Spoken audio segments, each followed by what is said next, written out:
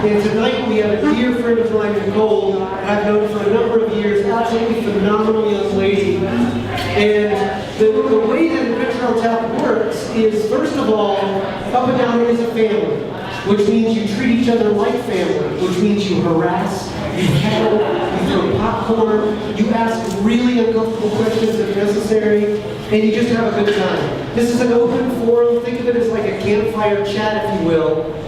Tonight, Nicole is going to take us on a walk of her path of life, how she got to where she is today. And for those that don't know her, you should know that she is an absolutely phenomenal young lady. She's got a great story to tell.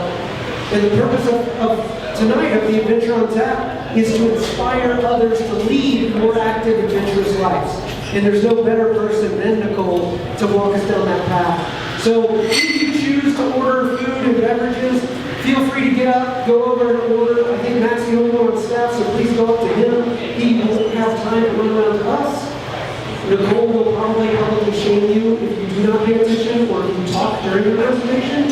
She is a coach, so she'll probably make you do laps, push-ups, sit-ups, squats. I don't know what's going to happen. It'll be good. If you have questions, she'll have an opportunity for a question and answer. And if you have any questions for UpaDowna later on in the event, please feel free to ask Ryan, the big, beautiful man in the back, myself, or my wife, Andy, who's over here hiding on the side. But without further ado, Nicole, please. So,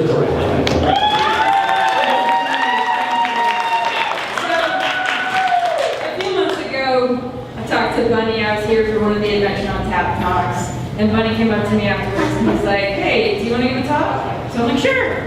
And then I didn't think much of it, and then Steve emailed me, like, "So here's some dates." And I'm like, "Oh, you really want me to do this? You really want my story?" So I thought about, what do I have to say? I've done some stuff, but I know a lot of people who've done really a lot of other cool stuff. And then I started to think, and I started to go through old pictures, and I was like, wait, I've done a lot of neat stuff. I've had some interesting challenges come up, and I'm still doing neat stuff. So that's the story I'm going to tell you tonight. So let's go to the next. I'm going to start at the beginning. I know some of you in the audience, and you know some of my story, but I think most of you probably don't know where I started from. So I grew up in South Florida, and I've got some pictures here. I'm going to have to look at these so I know exactly what they're on there. Look at that. The bottom left picture, that's the most important one. Okay, the bottom left is the most important. I am one of 3 kids. I have a fraternal twin sister, Jessica, and an older brother, Jason. And my parents are actually, they're right there. They're actually sitting here. They left Florida too, for the mountains. But anyway, I spent a lot of time at the zoo. My dad's a marine biologist, so I spent a lot of time learning about animals and just being outside.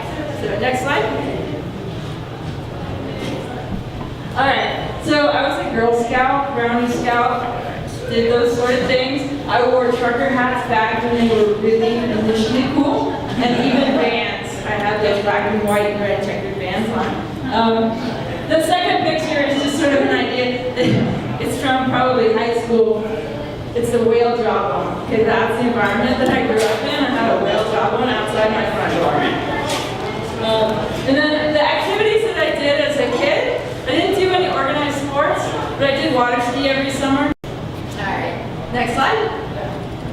Okay, so then what did I do? I got into high school and I joined the band. I was a bandy. I played on the drum line. I did percussion. Yeah. The ultimate girl. So I was actually an exchange student my senior year of high school, and I went to Germany and I joined the Red Cross band that they had so I could actually play, and I proposed. But yeah, so that's what I did. My focus was music, really, in high school, not sports. Next slide. And then there was science. So I went to school for chemistry. So I have a degree in chemistry. I actually have a master's degree in chemistry. So I worked on some stuff. I went to Florida State University. I got a master's degree at the University of Illinois. So this is really top-notch stuff. And that was the path that I was on. That I was working towards my PhD, and I said, I just don't have the passion for this. So I'll just stop here. And I got my master's degree. And then the next slide. Next slide. Next. Hey. All right. So now, so while I was in school at Florida State, a college roommate of mine goes, "Hey, I want to go down to this Taekwondo school. Do you want to come?" I'm like, "Okay." So I went and I signed up and I started Taekwondo. I was probably 19 years old at the time.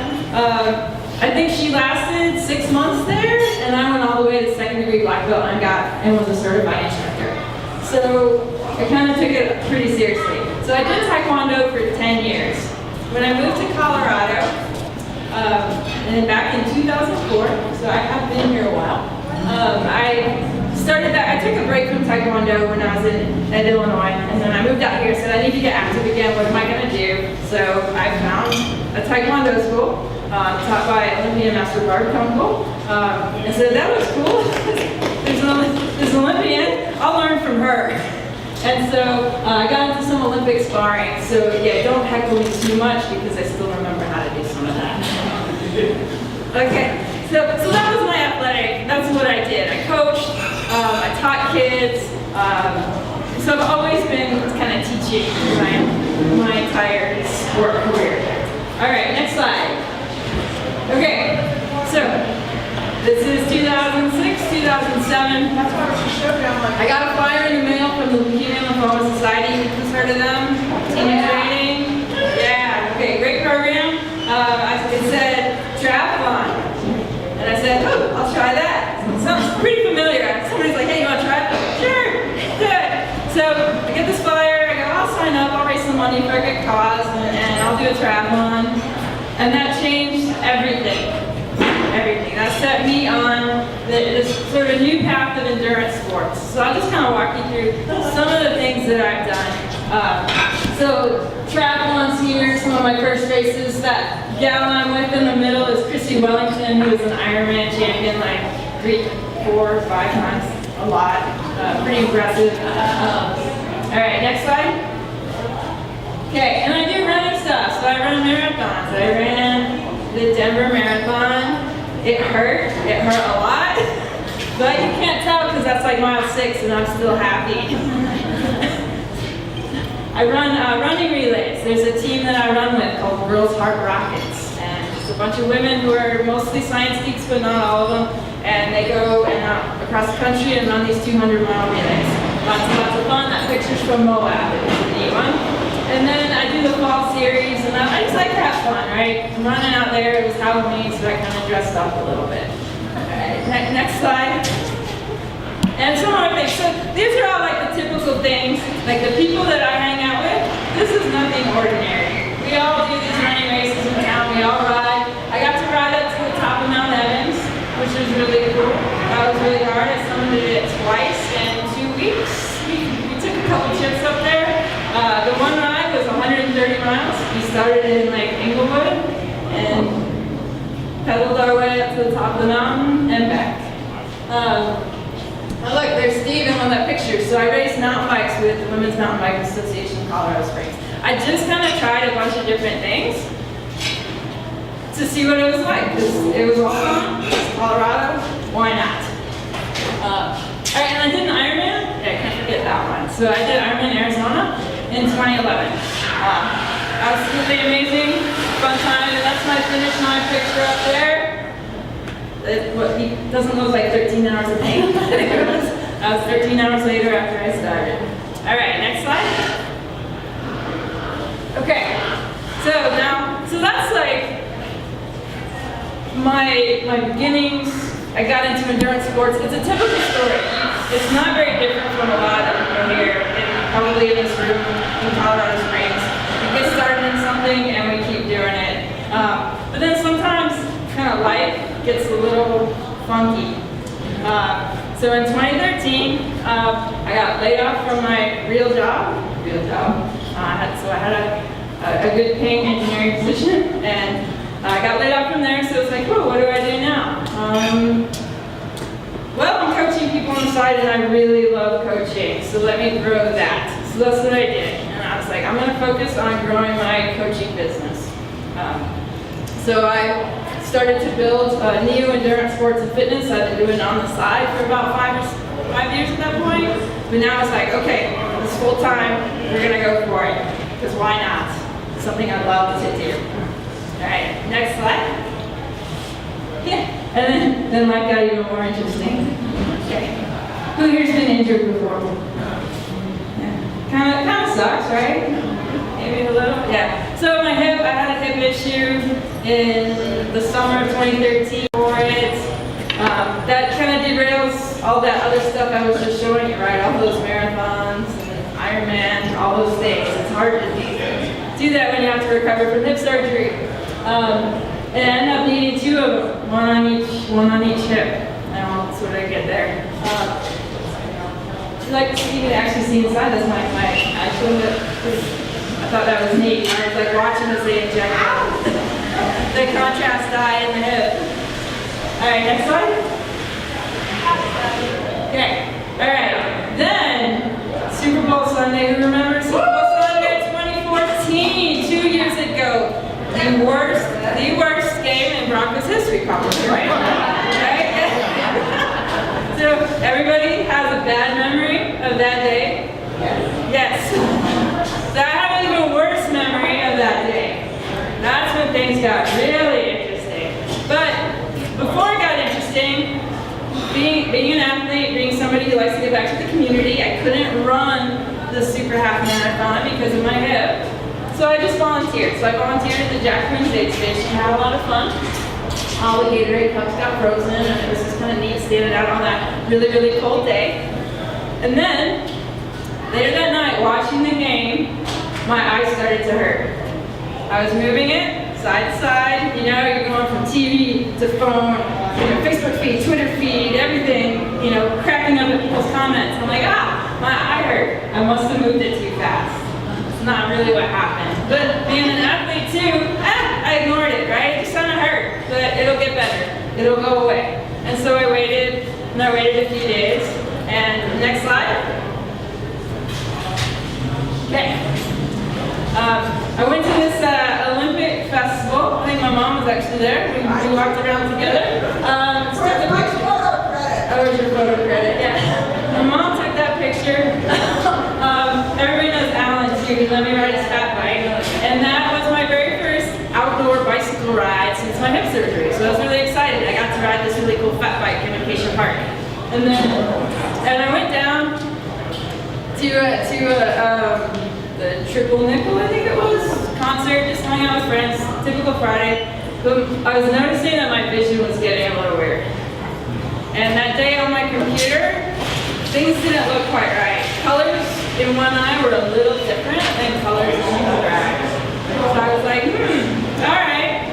I just sort of ignored it and I figured I'll wake up on Saturday morning and it'll all be better. And I woke up Saturday morning and it wasn't all better. So I was like, alright, after I do this spin class, I'm gonna go call a doctor. So, because you gotta get your training in, right? So I'm actually calling the eye doctor from like Bicycle Village after the spin class. And they're like, well, you need to go see an ophthalmologist. I'm like, okay. They're like, they're closed on Saturday, so go to urgent care. Okay, I just kind of scratched my head. I'll go to urgent care. And they go, you need to talk to an eye doctor. Just tried to go. So the urgent care people couldn't see anything. They sent me to the eye doctor across the street.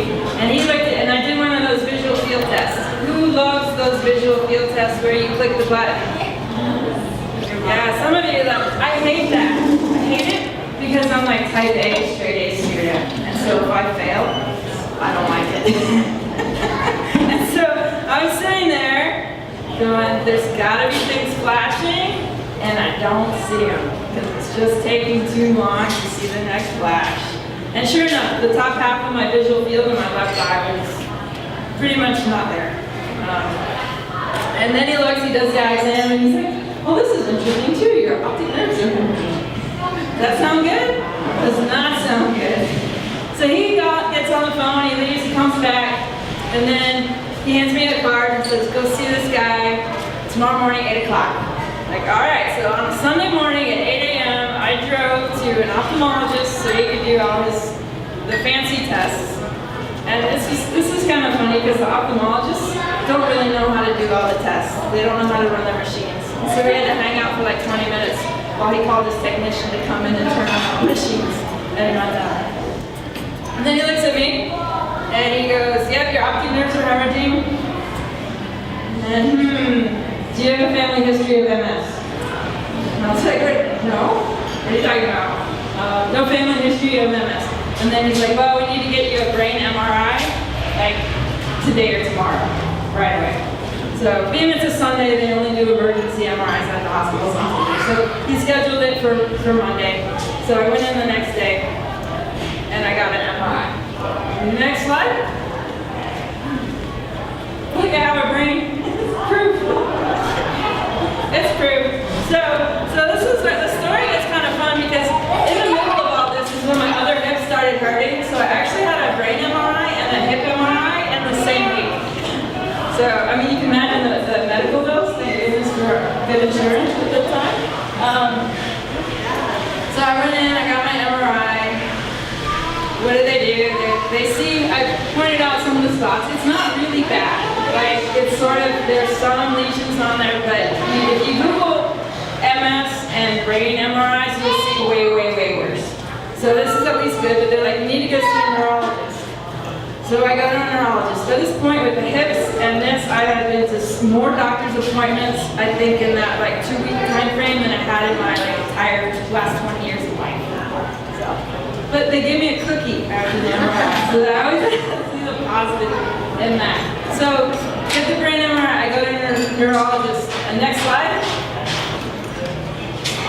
And what do? They say, well, your optic nerve is inflamed. In order to bring that inflammation down, we got to put you on IV steroids, which is not really fun.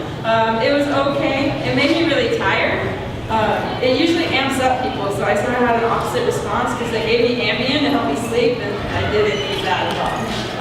But sure enough, they leave the IV port in my arm. Actually, I made them take it out the first day because I was like, I have to go swim tomorrow. I can't have this thing around.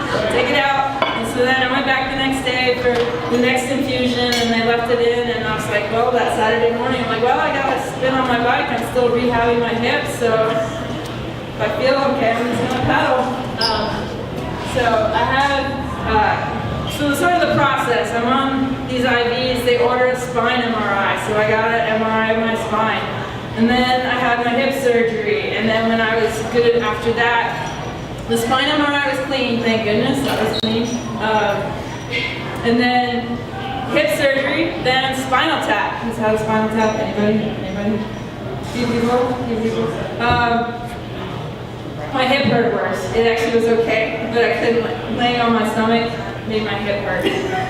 And then I had a headache. I had one of those headaches for like 4 days afterwards, so I had to lay on the couch for 4 days. So anyway, spinal tap, and they were really slow getting me the results, but by this point I'm doing all this research online. I know what they're looking for. So I'm like, just give me these results, I know what you're looking for. And sure enough, I went into the office, and they're like, yeah, you have MS. I'm like, okay, what next? All right, next slide. So, okay, what is MS? This is the educational part of the talk now. So I haven't even called it by its real name because it's kind of hard to say. Multiple sclerosis, which just means many scars. Okay, lots of lesions. So what MS is, who knows what MS is first? Some of you. Who knows somebody with MS? A lot of you should put your hands up. You know who I am. All right, close friend or family. Okay. So just as a recap of what it is, because I wouldn't be doing my job if I didn't go over this. It is an immune modulated disease of the central nervous system. So that means is the immune system attacks your nerves. It attacks the coating of your nerves so that the signals don't fire properly. They can't get transmitted properly. So anything and everything can go haywire. So there's so many different symptoms. Who wants to yell out the symptom of MS? Louder? Visual disturbances, right? Vision problems. Muscle fatigue. General fatigue. Coordination, yeah. Balance issues, gait issues. So anything, muscle spasticity or tightness in the muscles. bladder problems, anything that can get controlled by your nurse, which is like your whole body, can go back. Hearing sometimes. So lots of different things. And there's no cure, so we gotta keep working on it. So what we're gonna do now is we're gonna do a little simulation. So I need at least 3 people.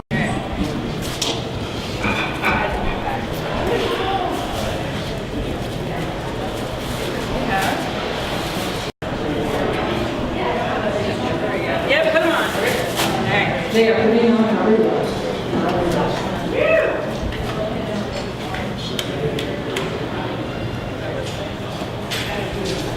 Actually, you have buttons on your glove. Let's use this. Okay. Put it on. You sure? Hey, what's your name? Greg. Greg? Hi, Greg. I know this. You get the opposite. All right.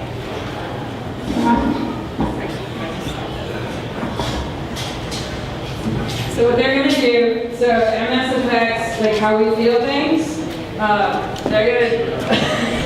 They're gonna button the shirt, see if the rubber buttons on. Tell us how it goes.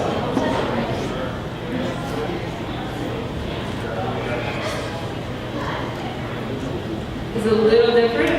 Yeah. A little different. Now these are like guy shirts. I did this on Saturday, and I had a women's blouse with the tiny buttons.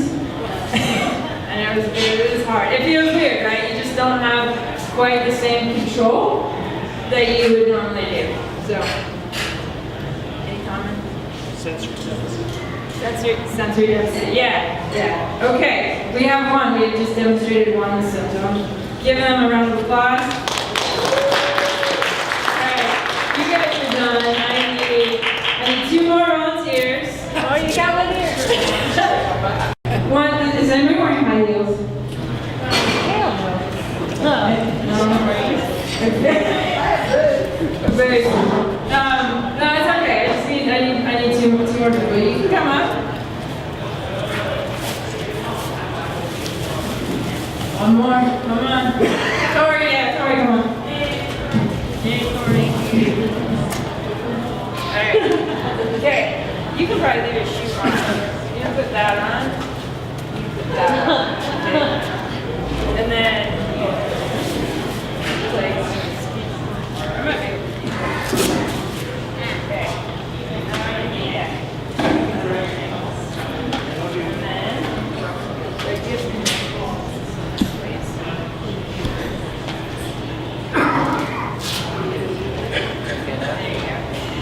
Woo! Nice. Cool. All right. Now walk. Alright. How does that feel? Is that a little awkward? A little awkward. So sometimes in MS you lose that control and you get what's called drop foot. You can't, your foot just kind of falls. So that's what the flipper is simulating. And also with muscle spasticity, the ankle weight here is making it just not quite balanced. Any words? It feels awkward. Feels awkward. All right. So these are volunteers. Thank you very much. Give them a hand. Yeah. Hey, Nicole, Yes. does it happen where like maybe one side is more effective than the other? Yes. It is? Okay. Yeah, absolutely. Yeah, and that's why like some people like will have like one side of their body go like numb or even paralyzed. Okay. Yeah. Do that. Similar, but not. There's a stroke actually, because sometimes people end up in the hospital and they check for a stroke, but it's actually an MS attack. It's actually an MS attack. I just set it down. Thank you very much. Thank you very much. So these volunteers actually got to take their symptoms off. The people with MS don't get to do that. So that's why it's important that we find a cure. All right. Next, yes, ma'am. So there are different types of MS though that are long-term or more progressive or? Yeah, okay, there's different types of MS. So what I have been diagnosed with is relapsing remitting. And basically a fancy way to say it comes and goes. So you'll get an attack, and nerves will be damaged, but then things will kind of they won't necessarily fix themselves, but your body can compensate, and the symptoms go away. Because when I think back, 2010 is probably when I had my first symptoms. I noticed some weird things in my legs, but it went away. So relapsing, remitting, and then there's progressive. There's primary progressive and secondary progressive. And it's all really just kind of one big scale. You can think of it. Hopefully I stay relapsing, remitting, and actually just end the way I am. But you never know. And that's the one thing with MS, is that I could wake up tomorrow and not be able to walk. Because you just don't know. Which is why I'm still doing everything that I'm doing. So, next slide. Okay, so I got put on medication. And this is just sort of a fun thing.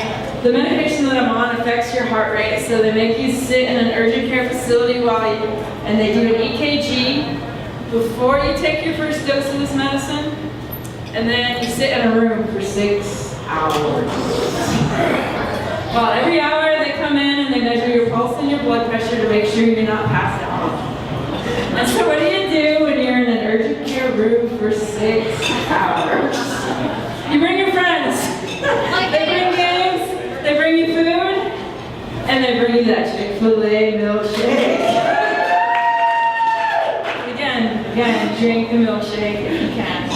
All right, next slide. Oh, we already did this. What's it like to have MS? Now you know. Okay, next slide. Okay, now what? Now what am I doing? Really, I'm trying to do nothing different than I did before. My first priority was to get my hips healed up. Because that was me. That activity was what I needed to do. I needed to swim, I needed to bike, I need to run. So if my hips will let me, then I'm going to do that. I have to be cognizant of MS symptoms. I do notice them a bit, but it's still pretty minor. I'm fortunate that some of the things that affect people with MS, namely heat sensitivity and fatigue, I've escaped so far. Knock on wood. You'll see in the next few slides, I'm going to show you some of the neat things that I've done since the surgeries and since the diagnosis to keep on living my life. Next slide. Okay, I'm trying to be awesome.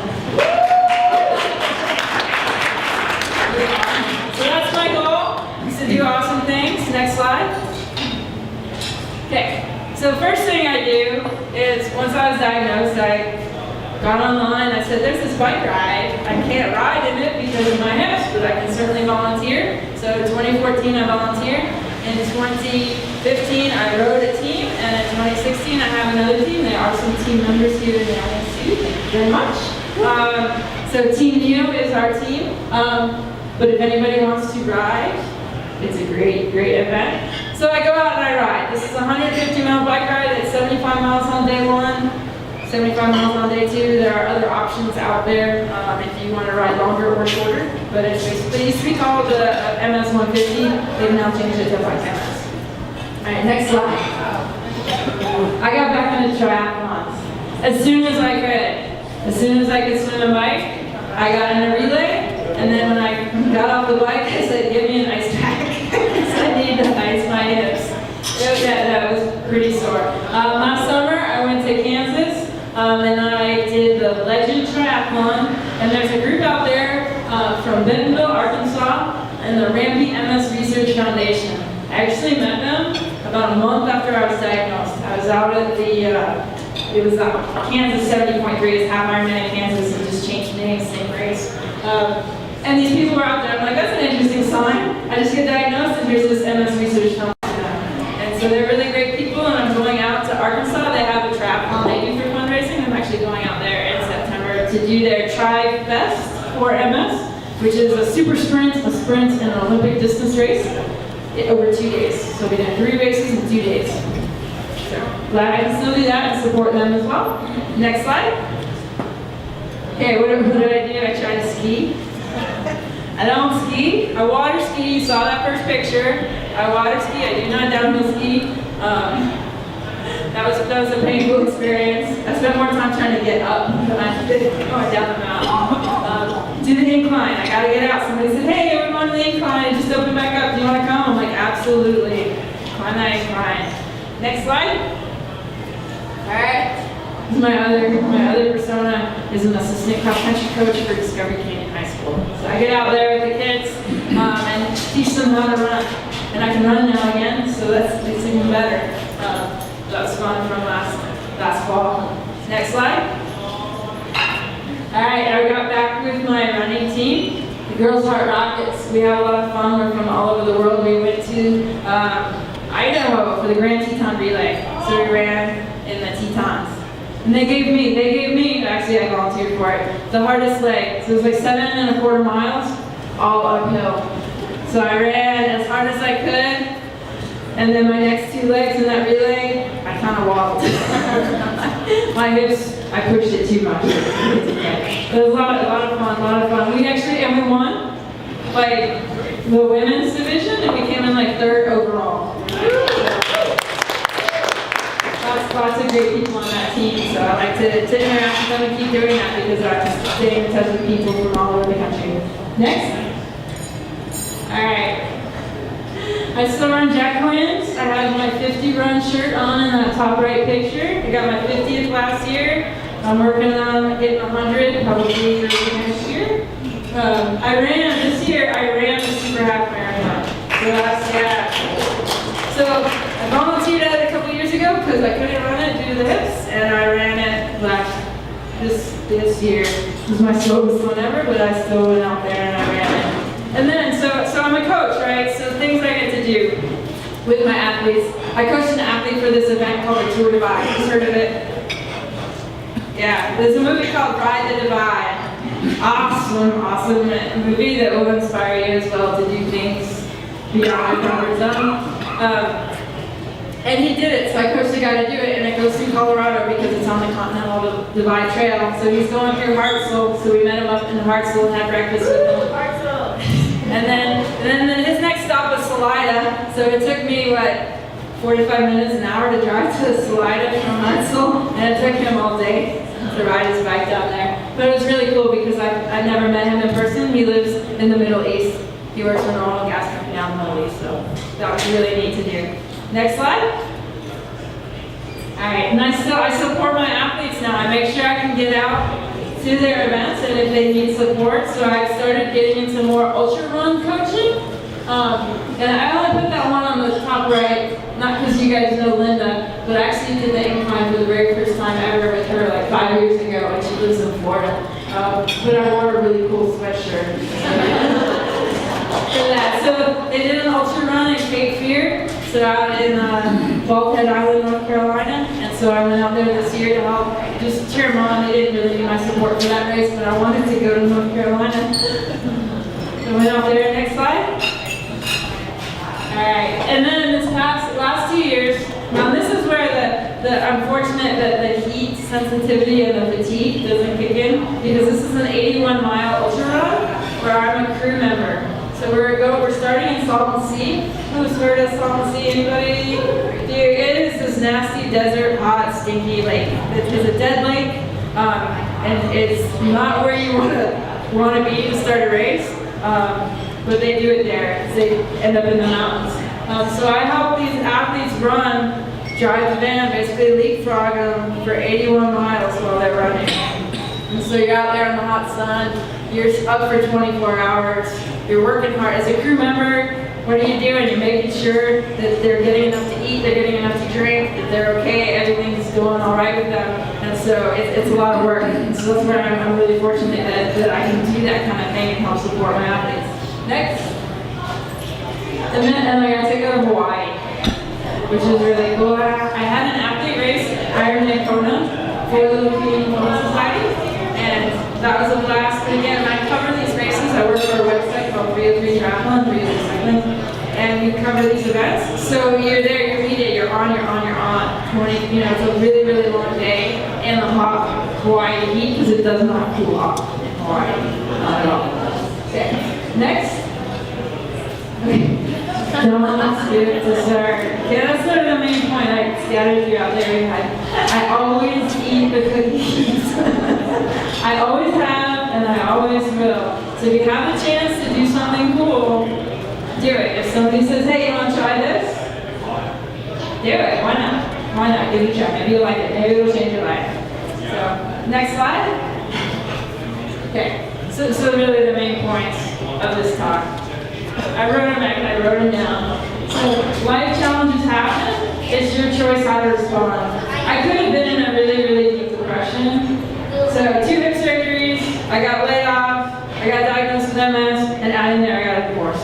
Right? Those are life-changing, crappy things.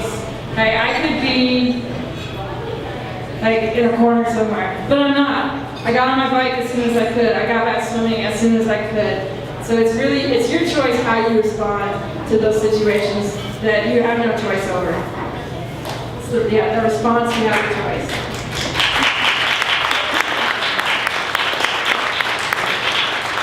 And my basic philosophy is live for today with a healthy respect for the future. You have to keep the future in mind, but if you're going to enjoy something today, enjoy it. Eat the cupcake, drink the milkshake, eat the brownies, go for it.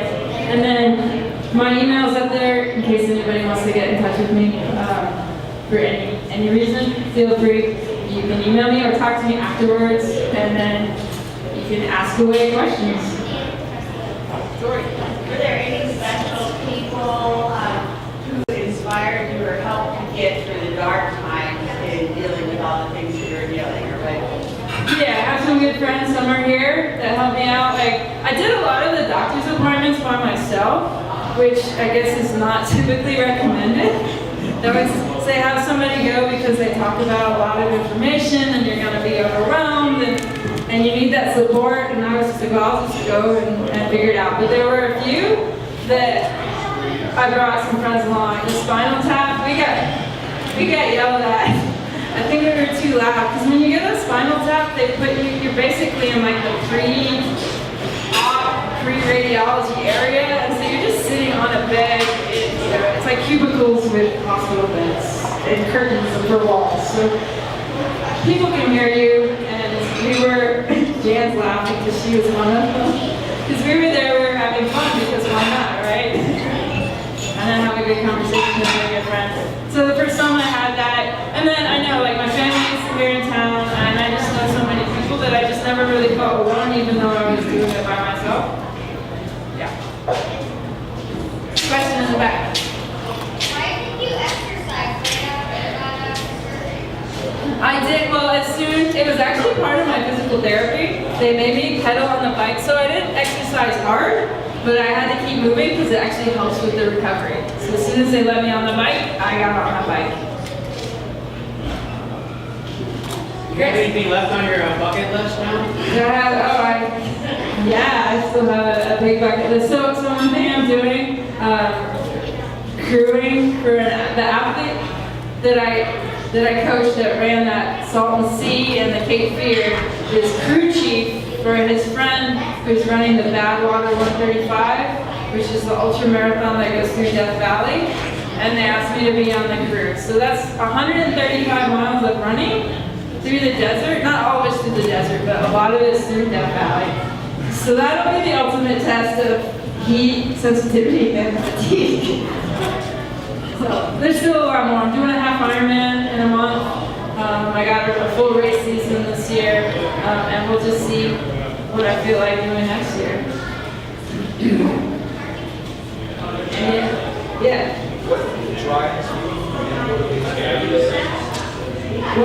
The question is what drives me and motivates me every day. It's really, I love what I do.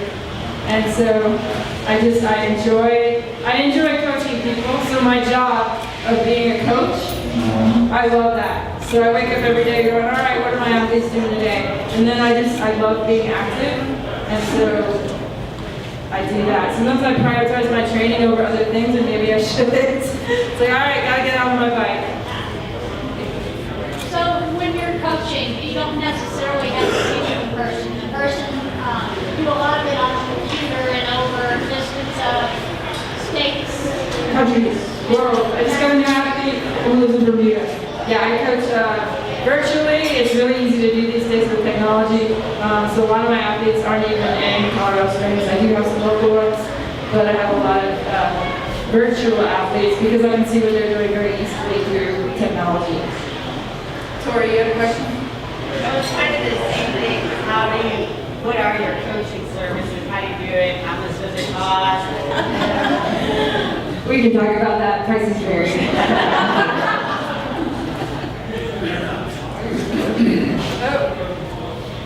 You still need help moving this weekend? I still need help moving? Yes, I will take all of the way. I am moving. I'm moving downtown.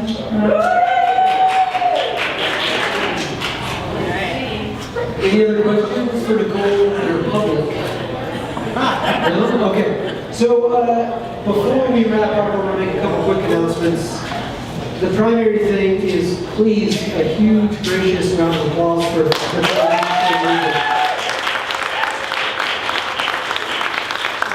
She may look easy, but often standing in front of people, especially when you're discussing something that is a challenge, is a very difficult thing. So I hope each and every one of you understand the value of Nicole taking time out of her life to actually do this and share her experience. I know I learned a great deal tonight. You know, I've known her for a number of years, and we tend to go like this. So we communicate, and then we drift apart, and we communicate, and we drift apart. But I think that's Nicole's fault.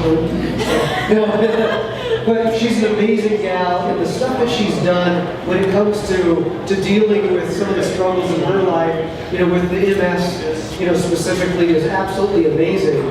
And the one thing that I want to point out that I think she already pointed out and, you know, is proven on the screen up here is that you don't let these things root, or I guess you don't let these things turn in the course of your life to a degree where you stop living. This is Nicole that has MS. It's not MS. This is Nicole that's dealing with something. It's not something that she's to be judged by. She's just a person that happens to be dealing with a certain issue right now. So the reason I bring that up is a huge part of life, I feel, in Colorado especially, is the dreams are everywhere. And don't let your inability to run a 5K or to run 20 miles or hike a 14 or summit Aconcagua or whatever it may be, don't let that keep you from trying to get to the next level. And that's the beauty of Nicole and all of her coaching. You know, I can't think of a better person to get coaching from than someone that's had these personal experiences that have impacted her ability to compete. And she's type A, so maybe she's a little better. But anyway, so after this quick little bit, I'll let you guys come and mob her with questions. Please do. She's extremely knowledgeable about MS. She's extremely knowledgeable about the athleticism and what it takes to get to the next level. An absolutely phenomenal person. So please, you know, talk to her, pull her aside. I am buying her dinner, so nice try. You guys don't buy her dinner. You buy dessert, maybe, right? Dessert. The last thing I want to say is the quick pitch for UpaDowna. Again, I'm a member of UpaDowna, the founder and executive director. We're a local nonprofit, do about 160 events and programs a year. All of them are free. And the reason they're free is because we want to remove any barrier to anything and everything you wish to do outside. So we have some flyers up here on this table. Feel free to grab some. We have a stand-up paddleboarding, we have climbing, we have backpacking, we have community bike rides, we have this Adventure on Tap speaker series, and a number of others.